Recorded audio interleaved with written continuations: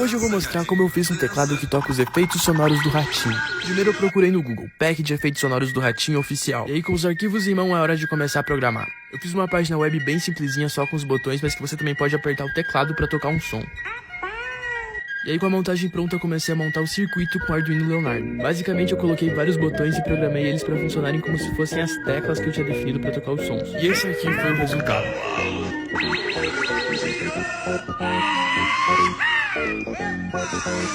Dança, gatinho, dança.